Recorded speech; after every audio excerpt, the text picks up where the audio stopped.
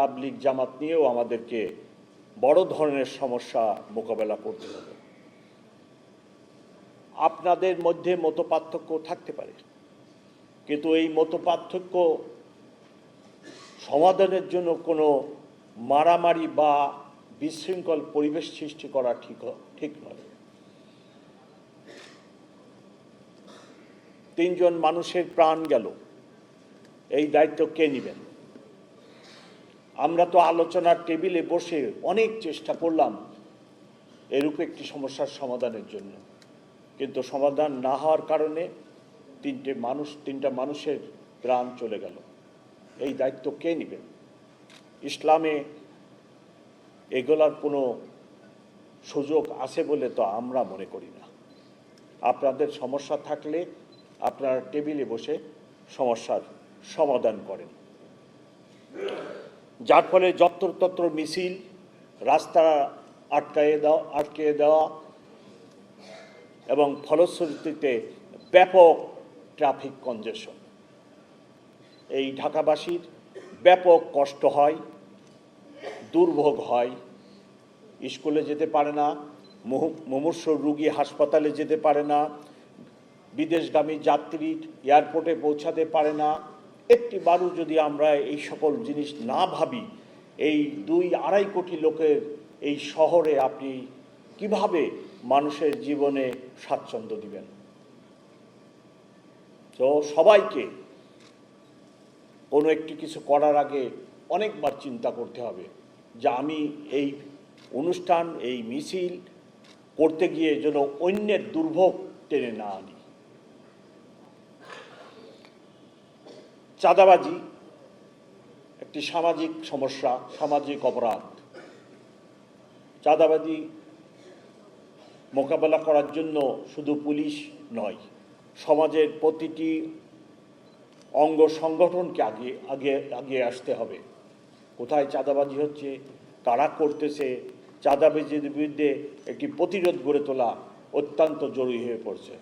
চাঁদাবাজির কারণে নিত্যপণ্যের দাম বৃদ্ধি পাচ্ছে এবং সেই কারণে সাধারণ মানুষ double million offer Walton fridge কিনে পেতে পারেন 20 লক্ষ টাকা, রয়েছে কোটি কোটি টাকার নিশ্চিত উপহার। দুর্ভোগ পোয়াচ্ছে। আমাদের সমাজের অধিকাংশ লোক মধ্যবিত্ত এবং নিম্ন মধ্যবিত্ত এবং গরিব। নিত্যপণ্যের দাম যদি চাঁদাবাজির কারণে বৃদ্ধি পায়, তাদের সংসার, তাদের আর্থিক কষ্ট হয়।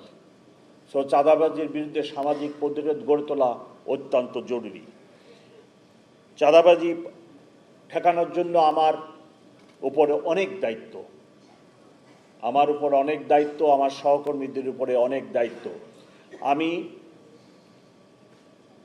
চাঁদাবাজদের হালনাগাদ একটি লিস্ট তৈরি করছি এবং এই লিস্ট 1-2 দিনের মধ্যে সম্পন্ন হলে আমি চাঁদাবাজদের গ্রেপ্তারের জন্য, তাদের বিরুদ্ধে ব্যবস্থা গ্রহণের জন্য অচিরেই পদক্ষেপ গ্রহণ করব। সকলকে যারা এই ধরনের কর্মকাণ্ডে লিপ্ত, আমি তাদেরকে অনুরোধ করব, আপনারা এই কাজে লিপ্ত হবেন না, আমাকে কঠোর আইনি ব্যবস্থা নিতে বাধ্য করবেন না।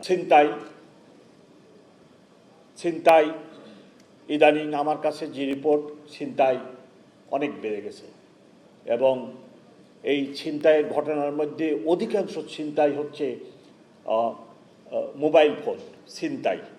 বাসে যাত্রী বসে থাকে, পাশে থেকে এসে মোবাইল ফোনটা ছিনাই নিয়ে দৌড় দেয় এবং বিভিন্ন যাত্রীদের থেকে ছিনতাইকারীরা ছুরি দেখায় অথবা এরূপ একটি কিছু দিয়ে ভয় দেখায় শুধু মোবাইল ছিনতাই ব্যাপক। For the foreign students, I draw your attention, mobile ছিনতাই is on the rise. So you have to take care of your mobile when you are walking on the street, or you are shopping somewhere, or you are having your snacks or something like that at the footpath. So you must care your mobile and your vanity bag or like this with you. You must take care. ফুটপাতে অসংখ্য hawker বসে। আমি ব্যক্তিগতভাবে মনে করি তাদের সংসার আছে, ছেলে মেয়ে আছে, এবং এত সংখ্যক হকারকে আপনি হঠাৎ করে না করে দিবেন, এটা বিষয়টা একটা অমানবিক হয়ে যায়। সো আমার অনুরোধ যে ওনারা যতদূর সম্ভব সংযতভাবে ফুটপাতে থাকুক এবং তাদের যে কাজটা ব্যবসা বাণিজ্য, ছোটোখাটো ব্যবসা বাণিজ্য করে, আবার আমাদের সমাজের অধিকাংশ লোক মধ্যবিত্ত, নিম্ন মধ্যবিত্ত, গরিব পরিবার, তারা আবার এই ফুটপাত থেকে কিছুটা সাশ্রয়ী মূল্যে পণ্য সামগ্রী কিনে। এইসব বিষয়াদি নজর রেখে আমি চাই যে ফুটপাতে যিনারা এই ছোটোখাটো দোকান বসে ব্যবসা বাণিজ্য করতেছেন তারা যেন খেয়াল রাখে যেন আমার ট্রাফিক কোনোভাবে ডিস্টার্ব না হয়, এবং আমার মানুষ এই শহরবাসী যেন ফুটপাত দিয়ে হাঁটার একটা সুযোগ থাকে। সবই দখল করে যদি নেন তাহলে তো আমার শহরে যারা বাস করতেছেন তারা হাঁটারও সুযোগ পাবেন না, আমার ট্রাফিক ডিস্টার্ব হবে, অতটা তো ছাড় দিতে পারবো না।